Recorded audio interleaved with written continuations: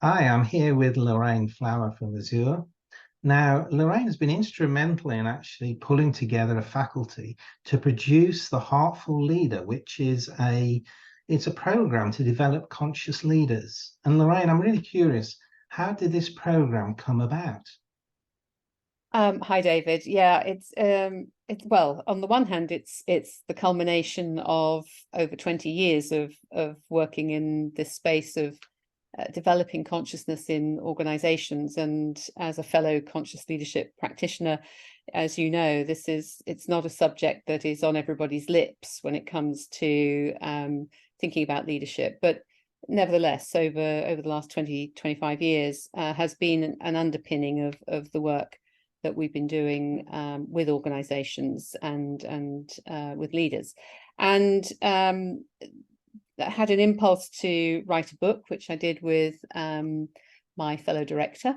And that took a while, as anybody who writes a book probably knows. And anyway, we've got there, and it's coming out very shortly, but in fact, on the 18th of August. But really, the point about the book is that it gave us a framework to be able to translate in quite useful terms, I think, some of those practices and principles that are so vital to the next definition of leadership, the definition of leadership and the practice of leadership that's needed in our organizations today and for the future. And it comes really from a belief that organizations have a fantastically huge part to play in creating a world that we all really want to live in and that we all really are, happy to be part of. And not just because we spend so much time in the workplace, but because the impact that organizations, businesses, but also public sector organizations have on the culture of a country, of the global humanity, I think is significant. And leaders in those organizations play a huge part. So yeah, creating a program with such a fantastic group of faculty was a no-brainer, really, after the book was Mm. finally put to bed.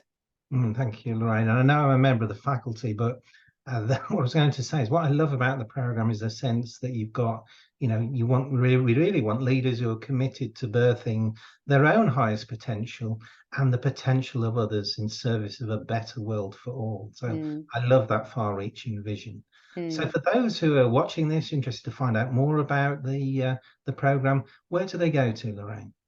Well, we've got a website, obviously, which gives some information on the program and allows people to get a sense of some of the values and principles that surround the program, and that's consciousorganisations.co.uk. And so certainly would encourage people to take a look at that. And on there, there's an email address and a contact form and so on. So you can kind of follow up from there to get more information if needed. But there's a reasonable amount there to start with.